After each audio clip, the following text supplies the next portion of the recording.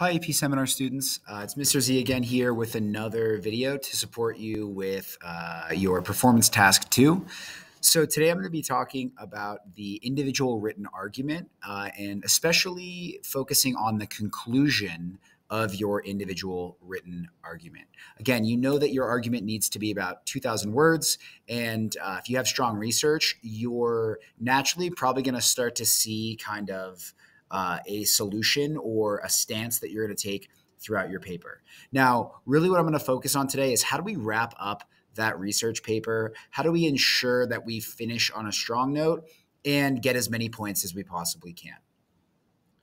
So, as we're looking into the IWA conclusion, it's mostly aligned to rows 3 and 4 in the rubric. Row 3 states that you need to evaluate multiple perspectives, synthesize them, and consider objectives, objections, implications, and limitations of those perspectives. And that includes your conclusion or your solution that you're offering or arguing throughout your paper, right? You want to discuss those 3 key things like we talked about last semester: feasibility, what makes a solution realistic; implications of the solution, so what are the positive anticipated effects, what might be some negative unintended effects; and then lastly, the limitations of the solution, right? No solution is perfect, as we know. There might be some drawbacks. There might be some people who do not want that solution or have a different stance on how the problem should be solved. And so we need to address those things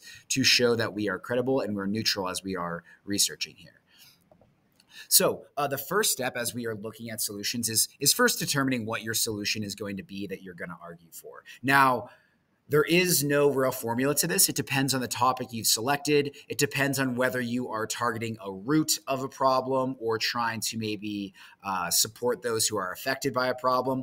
But we've gone over these solutions buckets in the past. Your solution will likely fall into one of these categories: either some sort of government action, increasing it, decreasing it, some sort of argument for individual change. So people should be altering their personal styles in some way or what they're doing. So behavioral change.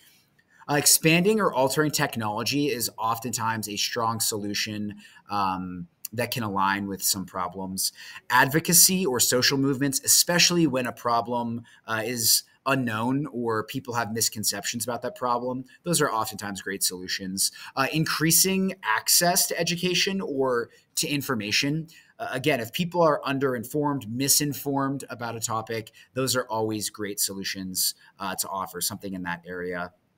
Last couple ones here: changing an existing institution. So maybe not completely rewriting the book, but changing a certain portion of it, right?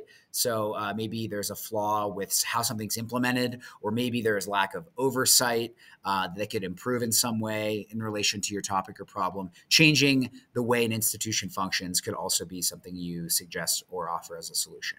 And then lastly, any sort of research-backed changes. I think these ones are probably sometimes the best because you have been doing this research for multiple weeks. You have probably uncovered some different arguments for solutions. You can make those a part of your paper, right? Especially if experts are arguing for a solution, you know that it's probably going to be somewhat credible, and then you can discuss whether or not you think it would be effective or not towards the end of the paper.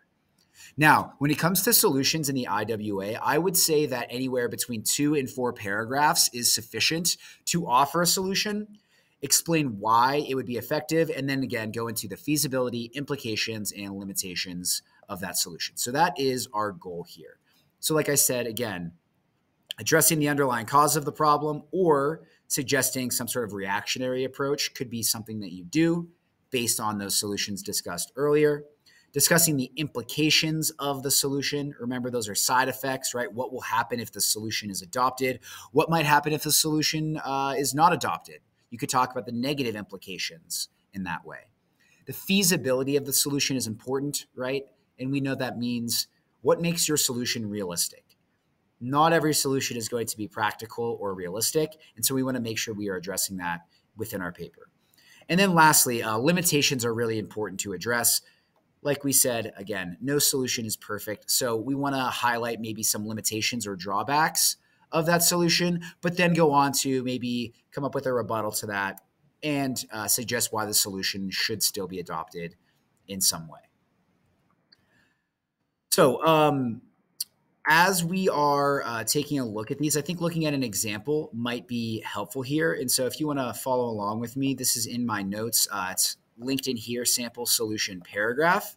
I've actually taken this from the call for night shift regulation paragraph or paper that we've been reading so far. And it follows this very similar process like the one I just stated to you, right? They restate the problem, they recap their key ideas, they offer a solution. They then go into implications, limitations, and feasibility, and then they end with calling the reader to action here. So as we look through this sample, feel free to pause the video and follow along with me. I'm going to read it aloud, and we'll kind of talk about what the reader or what the writer is accomplishing here. The main health problem pertaining to night shifts has invariably been the circadian misalignment. The U.S. federal government has several ways to combat the issue. Ideally, the government can ensure that night shifts have limits on working hours, namely for jobs in which work errors risk the safety of individuals. So they're offering some sort of government solution, increased regulations, some sort of mandate to maybe improve the work environment for night shift workers. Now, they have to support that solution with evidence. Again, they need to discuss feasibility, implications, and limitations, and using evidence might be how you get there. So, according to researcher Bronwyn Fryer from the Harvard Business Review, they affirm that policy limiting work hours could help night shift workers avoid building a sleep deficit. Such a policy is not a new concept. The law in Great Britain, for instance, mandates that night workers must not work more than an average of 8 hours in a 24-hour period. So that's one thing that allows us to buy into the solution. They're offering, well, it's feasible, it's realistic, because it's been attempted successfully elsewhere. So as you consider your own solution, really think to yourself, in order to argue feasibility, has this been attempted in a different city, in another state, in another country perhaps? Could you cite information to then support your argument in that way? That could be a way that you really prove, wow, this could actually have some positive effects, and here's why. Continuing here, by establishing work hour regulations for night shifts, the U.S. federal government could ensure that workers do not endure sleep problems that deteriorate their performance or overall health, preventing fatal accidents as seen through the economic lens and long-term conditions as seen through the medical lens. So they're connecting back to key points they've made in their paper, right? They're aligning their solution to the claims they discussed or the key points throughout their paper. So that's something you want to emphasize that you do, right? Your solution needs to be aligned to your problem, causes of your problem, effects of your problem, anything like that.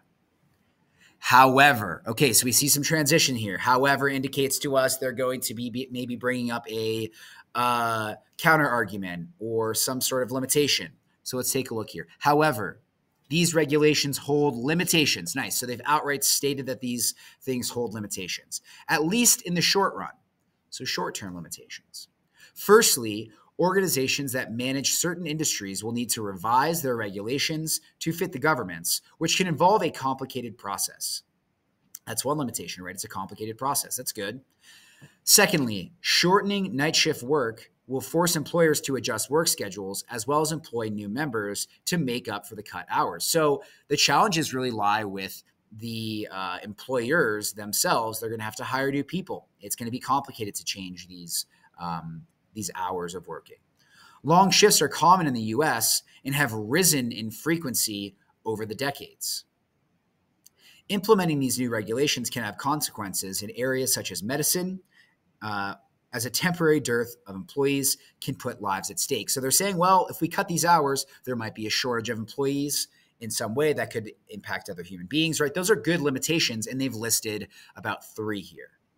However, look how they shift here. Taking these problems into account, the federal government should implement its regulations gradually. So that's almost their rebuttal. Well, we've addressed these limitations. These would affect employers in the short term. However, if it was done gradually or over the long run, employers could do a more effective job at implementing these policies. So they kind of have a rebuttal here to some of those limitations.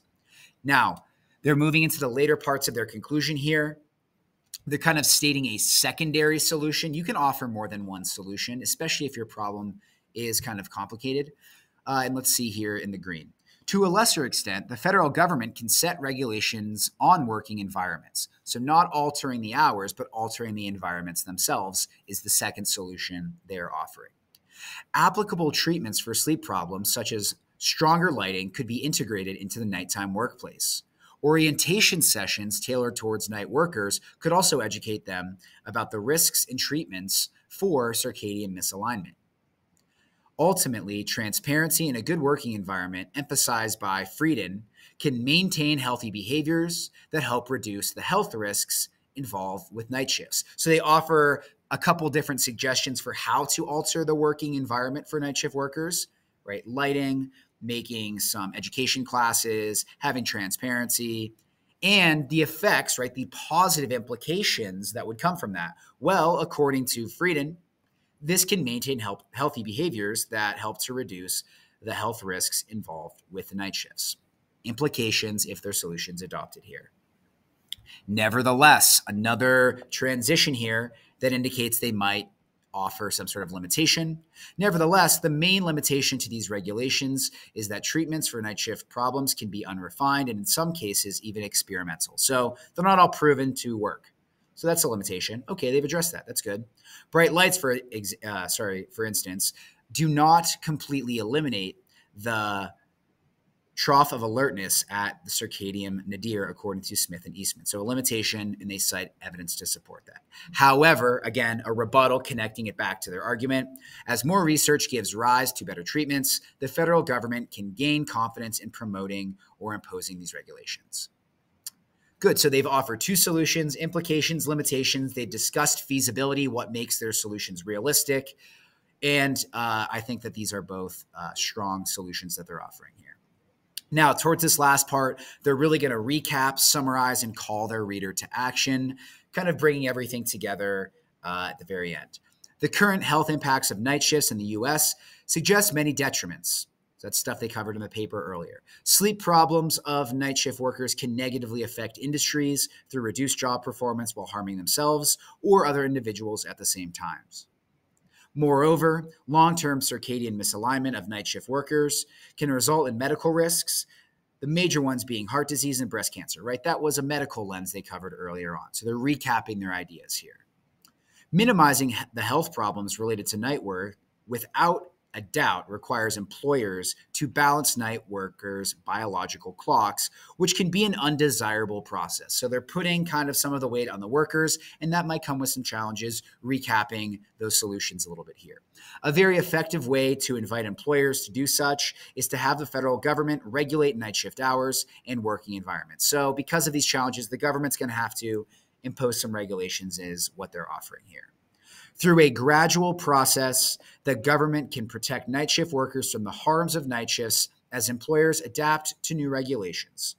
Ideally, the night shift can still remain at the heart of a U.S. society as workers assume a healthier and more productive lifestyle. So they're kind of calling their reader to action and tying off the bow that is the present of their paper. So that's something that you want to do towards the last two sentences here, is call the reader to action. So again, recapping all of our key points from today's video, you want to start your solutions paragraphs with a recap of your key points from the key points in your paper that really are going to relate and align to your solution.